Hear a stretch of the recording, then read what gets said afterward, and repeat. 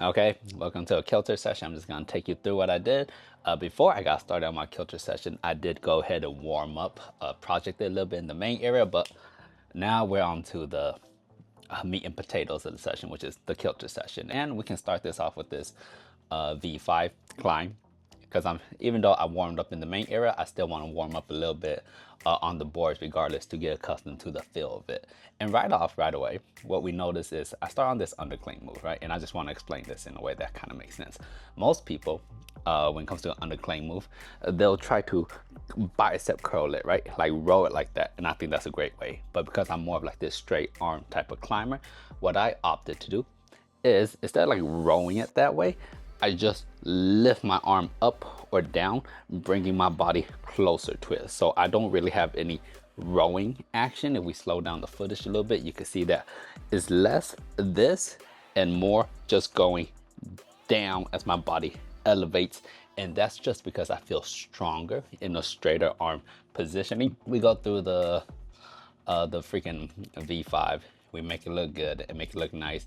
And even though it's a V5, right? And I could just muscle it, my body just doesn't want to muscle its way through. I can't keep that straight arm level when it comes to this like V6 climb. The first move, no matter what I tried, I had to lock it off. Not my preferred, and it was like unusually hard. But then like this move where I put the left foot up and transfer a little bit of my weight to the right was super cool. The key thing about that move is before I release the left hand, I want to transfer as much weight as I can onto the right. Therefore my center of mass is over my right hand, and when I release the left hand, there's less of a swing if that happens, which allows me to bring my left hand right over. Excellent, we're done with those two climbs. And then that brings us to this I think it's called Sister Slow Motion. Now this is a V7 on the kilter board, which is at about 40 degrees right now. And I've been projecting this climb for like a couple sessions now. Like I'll try here and there, and I couldn't figure out why I couldn't do this climb. It's a V7. I was like, bro, I've done like 100 V7s on the kilter board. Why can't I do this one V7? And I typically flash a V7s or one or two tries them, especially if they're at 40 degrees. And then I finally watched a beta video, which is pretty useful. And then I found out that you're supposed to use the footholds on the climb. Who would have knew? I'm working it out. And as I go through each attempt, I'm getting a little bit better, and the left hand pinch is starting to feel really good. Whereas when I first started doing it, it was freaking horrible. But that doesn't necessarily mean that I could do the problem right away, because every time I do it, I make it a little bit of progress, which feels good and it's super motivating, and I still feel kind of strong. But even though I keep making progress, I always fumble once I get to the top. Now this is totally my fault. What I should have done, instead of starting from the bottom every single time, I should have climbed halfway up and then figured it out from there and then started from the bottom. That way I would have saved a whole lot of time instead of having to do this campus move over and over again, which I totally freaking hate. I could have probably gotten this problem done way faster than what it took me, which was like maybe about 7, 8 attempts from the bottom. Each time it was from the bottom, because each time I was like, oh yeah, I got this. I've done it once. I know what I'm doing. And each time it feels better, which it did feel better every single time. And I finally catched the move, and I think I'm about to do it. And the and the left hand grip feels good, and then I fall off. And you know when you fall off and you do the Flappy Bird, you know that's the fall where you're like, oh, I'm about to bust my shit. I thought I was gonna be able to do it. That's why I went for it. I was like, oh, okay, you know, my feet is probably gonna cut, everything's probably gonna cut, so I'll just go ahead and do it. But I went up, and I was a lot lower than I had anticipated, and what ended up happening was I fell, and it was a pretty scary fall. What do you do when we fall down? That's right, Bruce. We get back up. So I freaking messed up my first campus move. I waste a little bit too much energy. And then I go through the whole process. And I think I'm the only one who does like this high right foot beta. A lot of other beta videos I've seen people like campus it, where they bring the left foot over first. But I'm here, I compose myself like, okay, I'm not gonna fall. Right, left. I do this big swing. I did feel the swing when I was on the climb, but it didn't feel that big. But regardless, I do it and I feel great and I'm fantastic. Next, we gotta hop into the projecting, because I've been projecting 2 V11s, like 2 10s and a 9 recently. I'm making slow, steady progress on all of them. However, this first move on this heinous lowball V11, people say it's soft, but they say that about the entire kilter board, which is totally fine by me. I can't do this freaking first move. I've done everything else after the first move, which is cool, but this first move is like, it's like messing me up. And every time I pull on it, especially my first like couple of sessions when I was trying it, the position just felt absolutely horrible. I wasn't very accustomed to it, except today. Today it felt pretty good, even though today, arguably speaking, I felt awful in terms of my body and how I was feeling. I really didn't feel like I had any energy whatsoever to say, but that's all right. And the main thing that I try to focus on when I'm doing this move is, of course, I'm trying to keep the right foot on. But how do I keep this right foot on in a way that's just, hey, move your body better instead, you know, be stronger? For lately, I've been experimenting with really long climbs, which you'll see later and after this clip. And when we're doing these really long moves, I realized that, hey, instead of trying to go to the hold, let's just raise our center of mass, put weight over the foot, and then just, you know, in this case, I'm just trying to bend over. And when I did do that, it actually felt pretty darn good. Even though it may have looked like the rest of the attempts, it felt like, oh, I was like, hey, my hand is on it. If I feel the register, my foot, there just wasn't enough pressure down my foot. I'm pretty sure I could have caught it if I held it there. The one thing I really like about the kilter board, which I think a lot of people don't like about the kilter board, which I think is a shame, is the moves can get really humongous and big. Like when I moonboarded, I never thought there was a move that was like out of reach in terms of like distance of span.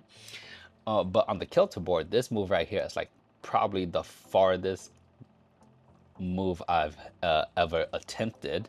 When I was first trying this move, I probably tried it how everyone else typically does it when they see a big move, is we look at the hold and then we try to reach towards the hold. But I was trying that and I was barely even touching it.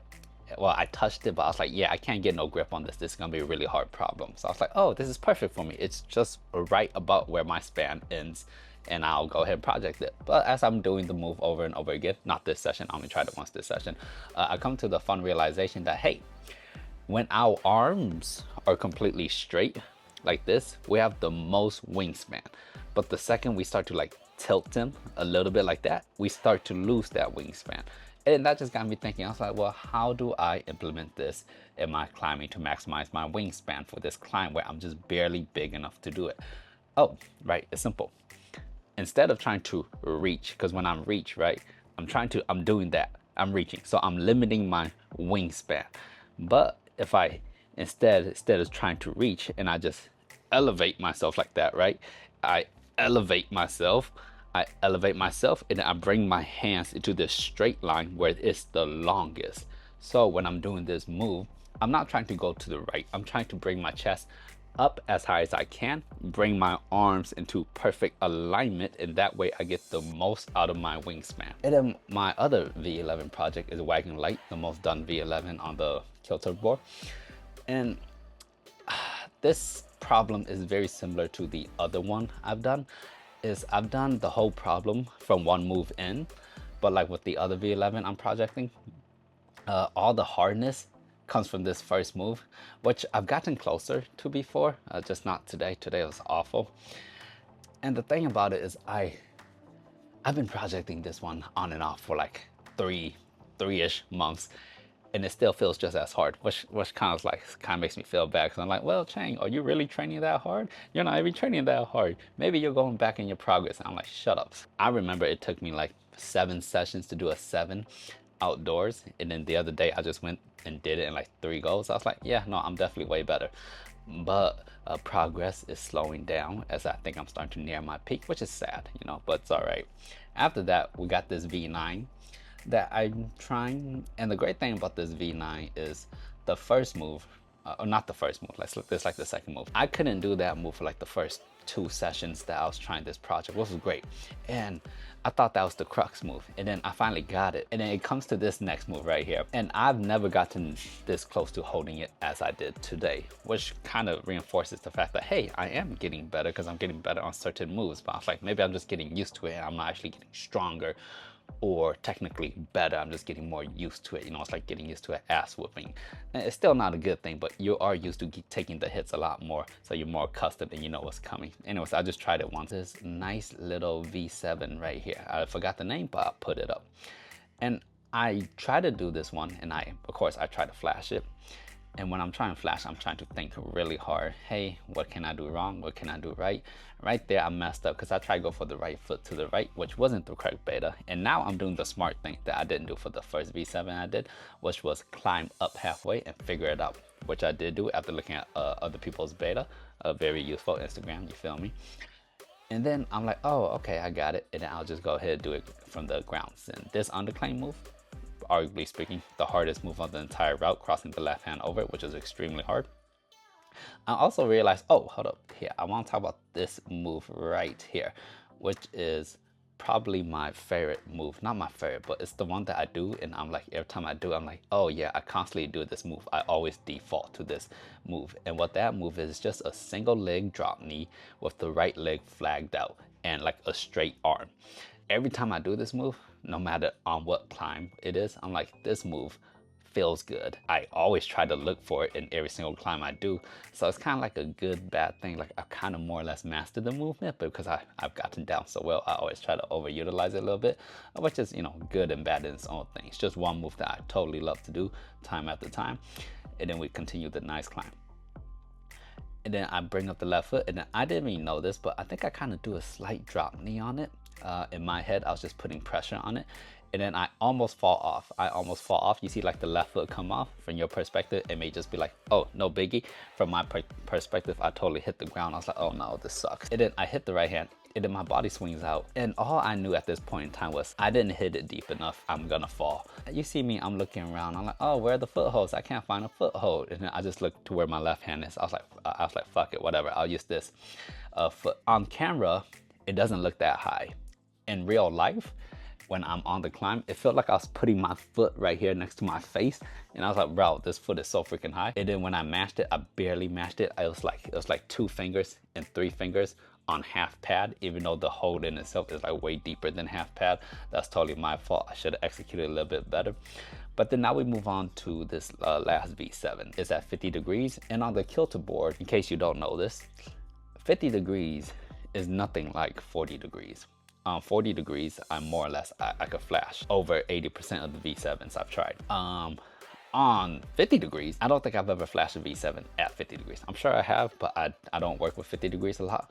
But I'm just starting to get back into steeper climbing. I've been doing 40 degrees a little bit too long, and with an adjustable kilter board, I'm like, well, I should really, you know, utilize it and figure it out. Which brings us to this super cool last move. I say super cool, but I don't think it's that cool. It's kind of annoying from my perspective, but I fall off.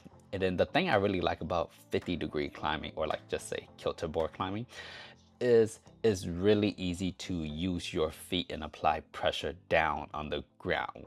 As I'm going through all these moves, the amount of pressure that I'm putting through my feet is astronomical, just because the handholds, which are nice and cut and indent, becomes really good foothold. And if you don't apply pressure into it when you do the next move, your body will come off of the 50-degree wall. So I'm like, oh wow, not only is this angle so good for the hands and the arms and the back and all that, right, in terms of a physicality point of view, it's also really good for that really nice high foot tension application. So I always like to think, or not always, but I was like, you know, 50-degree climbing is a lot more foot intensive than slab climbing. Because with slab climbing, you kind of just focus the weight on your foot and you trust it. It's more technical. But at 50 degrees, or say maybe a little bit steeper, 55, it's more physical footwork technique. And I was like, you know, I prefer that over the more, what's that word called, finessing of the slab. Not to say there's nothing wrong with slab. I do kind of like slab here and there periodically, but board climbing, always way more fun to me. And as you can see, I've already fallen off this climb like a couple times. And I'm like, you know what, this is okay. I'm totally fine with it. I just want to burn myself out, and I need a climb that's gonna really, you know, force me to climb as hard as I can, and then kind of look me in the eye as I fall on the last move. And it may not look like I'm trying very hard when I get to the end of the climb, but that's because I don't have any more strength. I kind of used it all up on the first 2 moves. If I'm being honest, the second I touch the holes, I'm like, yeah, there's no way I'm gonna be able to do the first move. And then I do the second move. I was like, well, I'm not gonna be able to do third. And I do third. I was like, I'm not gonna be able to do fourth. And I do the fourth. Again, today, absolutely awful day for me. Everything felt bad. My arms, my legs are shaking. And then I fall. And then I decided to finish off the session with like, you know, hey, let me just do the last move, because I only did it once. I want it for muscle memory, and I'll come back in and I'll do it again a different day. However, I was so freaking exhausted that when I actually did try to go for it, oh, yeah, nothing happened. Anyways, that was the fun little kilter session.